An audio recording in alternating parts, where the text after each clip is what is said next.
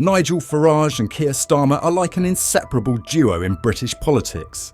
Every time Farage makes an appearance, he's quick to call out Starmer's name, but it's far from a friendly greeting.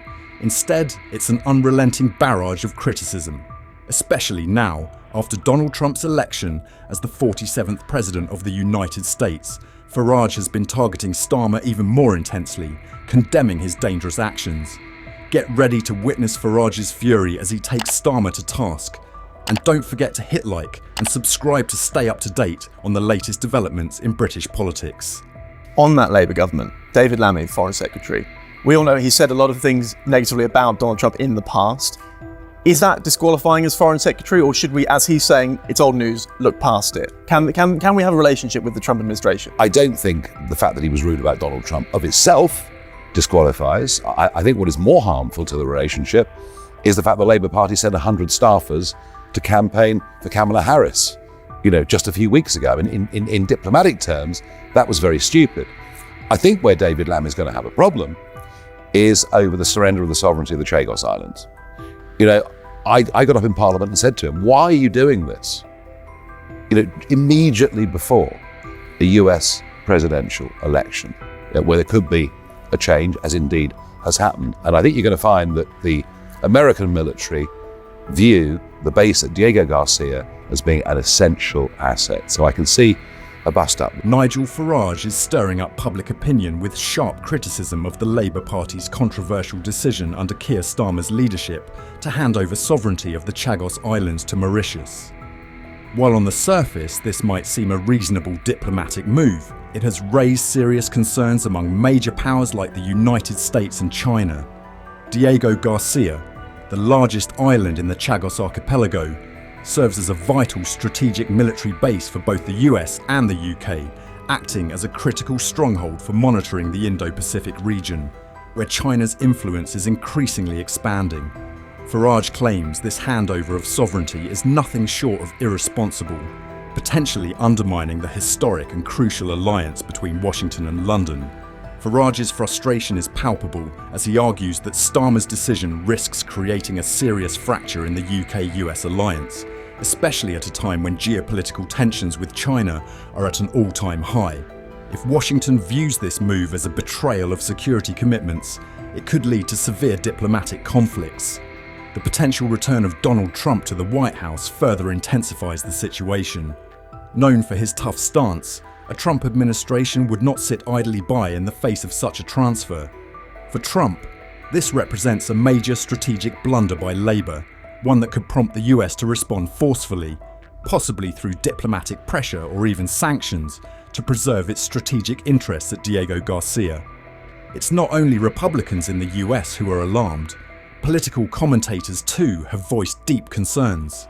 They view this sovereignty transfer as akin to handing China a significant strategic advantage, enabling Beijing to expand its influence across the region.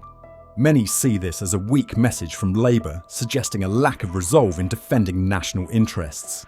This not only angers the British public but also strains UK-US relations, threatening to spark a serious diplomatic crisis.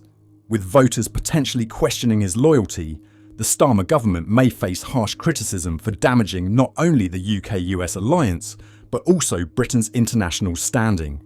Farage also warns that, given China's pragmatic and strategic instincts, Beijing will likely exploit any vacuum left by the UK in the Indian Ocean region.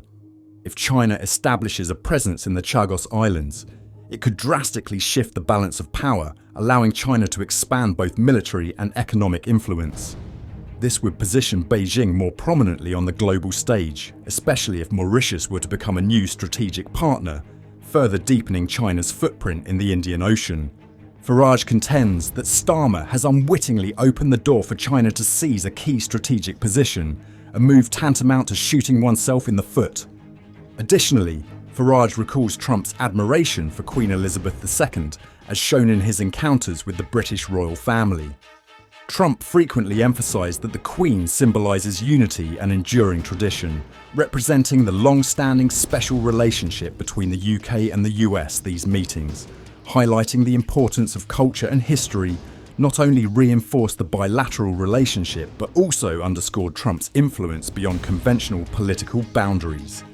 This shows that Trump understands the value of this alliance far better than Labour leaders like Starmer, who seem focused solely on compromise, neglecting the core national interests. Farage's endorsement of Trump, should he return to power, is far more than mere praise. It's a strategic move. Farage asserts that Trump has the capability to rebuild a robust alliance between the UK and the US, especially in critical areas like trade, security, and conservative values. At a time when Labour's foreign policy is under heavy criticism, especially following the disastrous Chagos Islands decision, a solid alliance with Trump would help the UK navigate through challenges and reinforce its standing on the global stage. Clearly, the message Farage intends to convey is this: distancing from Trump and those like him would be a terrible strategic error for the UK. Labour, under Starmer's leadership, stands at a pivotal crossroads, faced with the question of whether they genuinely prioritise national interest or are sacrificing it for short-sighted political gain. In the current context, if Starmer continues down this path, the UK risks not only losing the trust of the United States, but also its respected position on the global stage. Facing criticism over his approach to international issues, Nigel Farage has promptly issued scathing remarks against Labour, implying that their indifference to the potential return of Donald Trump could lead to severe fractures in UK-US diplomatic relations. If Trump were to regain power, his immigration, defence and trade policies would be re-established with resolute reforms. This would open up opportunities for a closer alignment between the UK and the US, positioning the UK as a crucial partner in Trump's geopolitical strategy. Farage sees Trump as embodying a powerful counterforce to globalisation trends and progressive policies that Labour is actively promoting. Through this, Farage is painting a vision of an independent and resilient United Kingdom, reaffirming its leadership role on the international stage. Farage argues that cooperating with Trump would bring tangible benefits for the UK, helping the country assert its standing amid the fluctuations of global alliances. He urges the British government, especially Labour, to abandon hesitant policies and adopt a clearer, more decisive stance towards Trump. For Farage, ignoring Trump is an unforgivable strategic blunder, and he is working to shape the narrative that aligning with Trump is not just a reasonable choice, but an essential need to safeguard Britain's national interests. Recently, an incident involving the burning of a right-wing effigy has highlighted deep social divides within British society. As the effigy burned, the police responded with only formal thanks. Yet, had it been an effigy of left-wing politicians like Sadiq Khan, Diane Abbott or David Lammy, the reaction would likely have been markedly different. Arrests would have occurred swiftly, perhaps even before the flames could die out. This isn't vague speculation, but clear evidence of a double standard in the actions of British law enforcement, contingent on the political leaning of the target. The bonfire in Lewes, a centuries-old cultural event featuring satirical effigy burning, has become the focal point of controversy. Figures ranging from Nigel Farage to Sadiq Khan have been the targets of these satirical effigies, underscoring that this is a form of public political dissent. However, the issue doesn't lie in whose effigy is burned, but rather in how authorities respond based on the identity of the person depicted.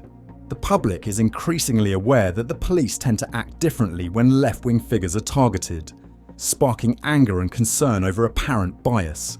Allowing satire for some individuals but responding more harshly towards others not only breeds resentment, but also undermines public trust in law enforcement. Police Chief Howard Hodges' statement of gratitude for a safe bonfire at Lewes has been perceived as tactless, even dismissive.